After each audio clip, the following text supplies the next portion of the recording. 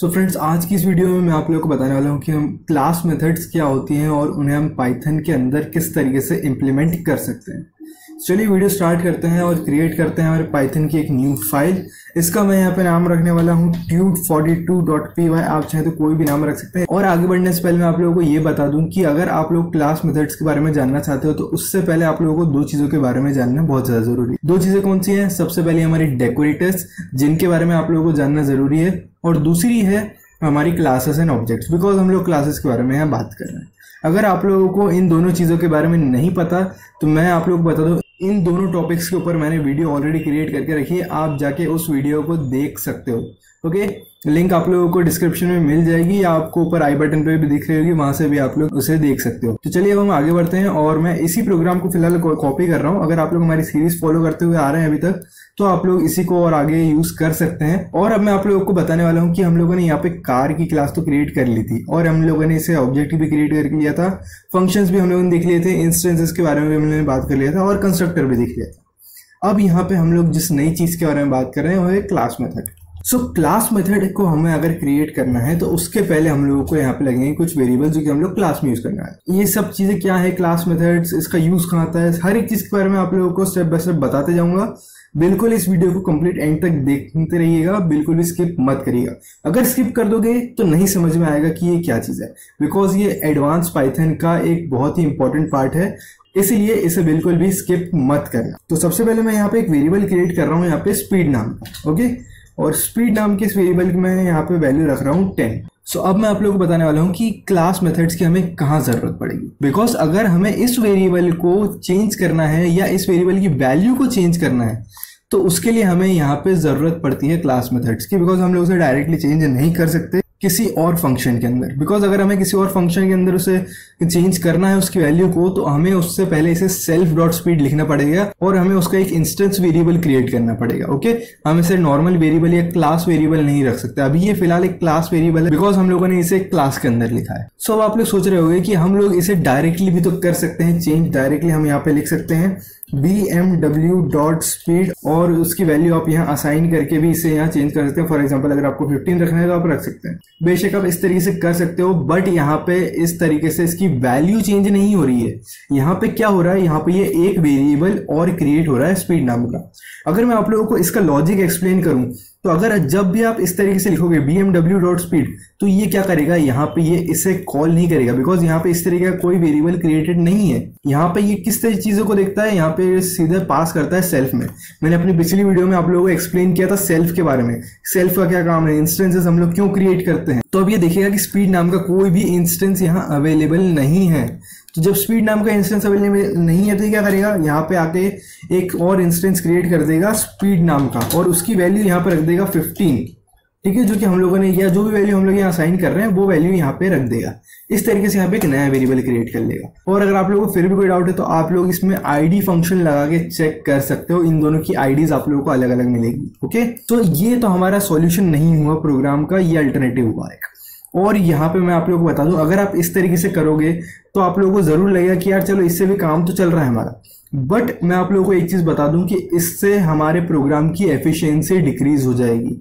और अगर आप लोग कोई गेम डेवलप कर रहे हो तो वहां पे आप लोगों को इस चीज के बारे में खासकर ध्यान रखना पड़ता है कि आपके गेम में लेटेंसी कम हो। अगर आप इस तरीके से करोगे आपकी गेम की एफिशिएंसी कम हो जाएगी, लेटेंसी इंक्रीज होगी, आपके गेम में लैग आने लगेगा। ओके, सो अब आप कहोगे कि यार चलो ठीक है, हमको गेम डेवलप नहीं करना, हम किसी और सॉफ्टवेयर को क्रिएट कर रहे हैं, वहां पे अब तो हम ये कर ही सकते हैं। तो मैं आप लोगों को बता दूं वहां पे भी मत करिए। क्यों बोल रहा हूँ मैं ऐसा, वो इसलिए बिकॉज अगर कभी आप लोग अपने रिज्यूम में किसी एक प्रोजेक्ट को लगा रहे हैं जिसमें आप इस तरीके से किसी वेरिएबल को असाइन कर रहे हैं और जो बंदा आपका इंटरव्यू ले रहा है अगर उसका ध्यान चले गया उस चीज पे और उसने आपसे सवाल खड़ा कर दिया कि यहाँ पे आपके प्रोग्राम की एफिशिएंसी आप इंक्रीज कर सकते थे बट आपकी इस गलती से यहाँ पे एफिशिएंसी डिक्रीज हुई है, तो आप लोगों के पास कोई जवाब नहीं होगा देने को। इसीलिए मैं आप लोगों को बता रहा हूँ कि हाँ, यहाँ पे अगर आपको एफिशिएंसी इंक्रीज करनी है तो उसका सबसे अच्छा तरीका ये है कि आप ज्यादा वेरिएबल्स मत क्रिएट करो।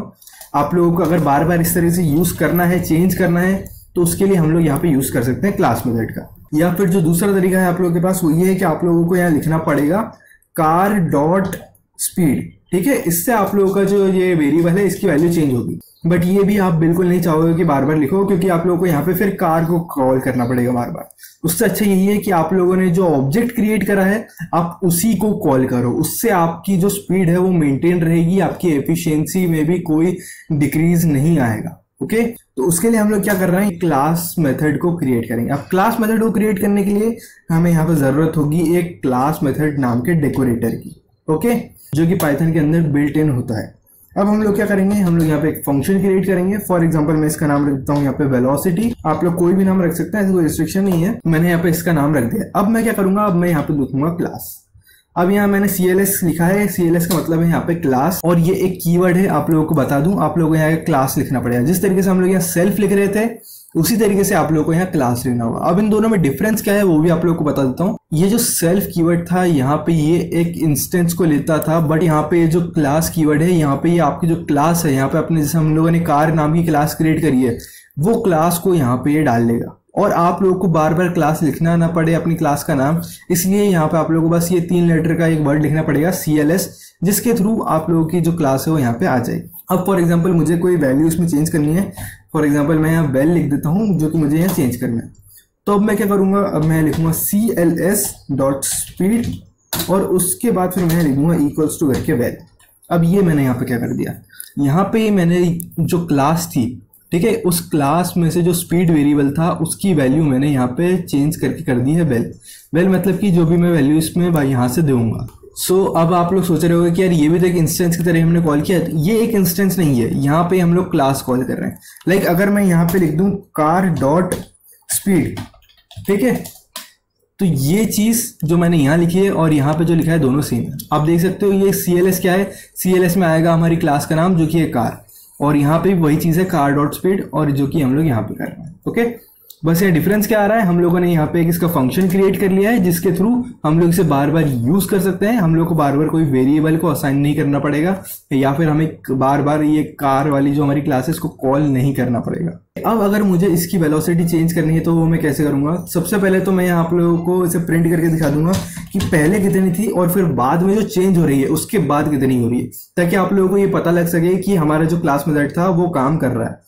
तो उसके लिए मैं क्या करूंगा, मैं यहाँ पे लिख दूंगा सबसे पहले तो VMW डॉट, और डॉट लिखने के बाद फिर मैं यहाँ लिख दूंगा स्पीड। उसके बाद फिर मैं यहाँ क्या करूंगा, मैं यहाँ पे जो हमारा फंक्शन है उसे यहाँ पे कॉल करूंगा जो कि वेलोसिटी। वेलोसिटी को मैंने यहाँ पे कॉल कर लिया है, और उसके अंदर हम लोगों को एक ही चीज देनी है यहाँ पे, सिर्फ और सिर्फ एक चीज, और वो चीज क्या है, वो है हमारी वेलोसिटी, जो कि हम लोग यहाँ पे चेंज करके देने वाले हैं अब 20। ओके, पहले कितनी थी, पहले थी हमारी 10 और अब हो गई है यहाँ पे 20। ये चीज मैं यहाँ पे डिफरेंस कर रहा हूँ। और अब क्या करूंगा मैं, अब मैं यहाँ नीचे आ जाऊंगा और मैं यहाँ पे कर दूंगा प्रिंट वापस से, और प्रिंट में क्या करने वाला हूँ, प्रिंट में इसी चीज को करूंगा VMW.speed। ओके, इससे क्या होगा, इससे हमारा ये जो स्पीड थी ये चेंज हो जाएगी। ठीक है, यहाँ पे कोई नया वेरिएबल असाइन नहीं हो रहा है। और अब कर दूं अगर मैं इसे रन, तो आप देख सकते हो पहले जो स्पीड थी हमारी वो थी 10 और दूसरी बार जो आई है वो 20 है। ओके, ठीक है। और फॉर एग्जांपल अगर आप नहीं चाहते इस तरह से प्रिंट करके लिखूंगा तो मैं यहीं लिख देता हूँ इस क्लास मेथड के अंदर आके प्रिंट, और प्रिंट के अंदर मैं क्या लिख दूंगा, प्रिंट के अंदर मैं लिख दूंगा एक एफ स्ट्रिंग को लेके after class method speed is, और स्पीड इसके बाद मैं यहाँ क्या करूंगा, मैं यहाँ पे एक कर्ली ब्रेसेस लगा के लिख दूंगा मेरी जो CLS.speed है उसे। ओके, जिससे कि आप लोग को पता चल सके हमारी जो स्पीड है वो चेंज हो जाएगी। और अगर आप डायरेक्टली स्पीड लिखोगे तो ये रन नहीं करेगा। ओके, ये भी चीज़ मैं आप लोगों को बता दूं। अगर मैं इसे रन करूं तो आप देख सकते हो हम लोग को मिल चुका है after class method speed is 20। इस तरीके से ये मेथड काम कर रहा है यहाँ पे भी। अब अगर आप सोच रहे हो कि यार हम लोग इसे इसके अंदर भी लिख के कर सकते हैं, तो यार बता दूं बिल्कुल नहीं कर सकते। मैं आप लोगों को एक बार ये लिख के भी दिखा देता हूँ।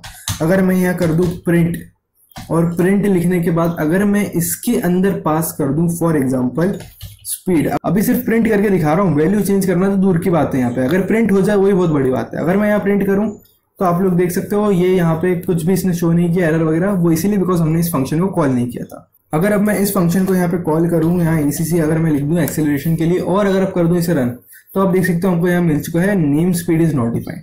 ऐसा क्यों आ रहा है यहाँ लिखा हुआ, ऐसा इसलिए आ रहा है बिकॉज यहाँ पे जो स्पीड है इस नाम का वेरिएबल इस फंक्शन के अंदर नहीं है, या फिर इस नाम का कोई इंस्टेंस हम लोगों ने कोई क्रिएट नहीं करा है यहाँ पे। ठीक है, ये चीज यहाँ पे एक डिफरेंस आता है। सो आई होप अब आप लोग समझ रहे होंगे कि क्लास मेथड्स क्या होती है और हम उन्हें किस तरीके से क्रिएट कर सकते हैं। अगर आप लोगों को अपने प्रोग्राम की एफिशिएंसी इंक्रीज करनी है और अगर आप नहीं चाहते आप लोगों को क्लास के जो वेरिएबल्स हैं आपके उनको आपको बार बार चेंज करना पड़े, तो आप लोग इस क्लास मेथड का यहाँ पे यूज कर सकते हो। बहुत ही आसान सी चीज़ है, आप लोगों को बस यहाँ पे क्लास नाम का एक डेकोरेटर यूज करना है और सेल्फ की जगह आप लोगों को सीएस सीखना है। ठीक है, ये एक बहुत ही आसान सी चीज है जिससे कि आप लोग क्लास वेरिएबल्स की वैल्यू चेंज कर सकते हो। ओके, सो बस दोस्तों आज की इस वीडियो में इतना ही। अगर वीडियो पसंद आए तो लाइक कीजिएगा, चैनल पर सब्सक्राइब करिएगा। जल्दी मिलेंगे हमारी अगली वीडियो में। Keep coding, keep developing.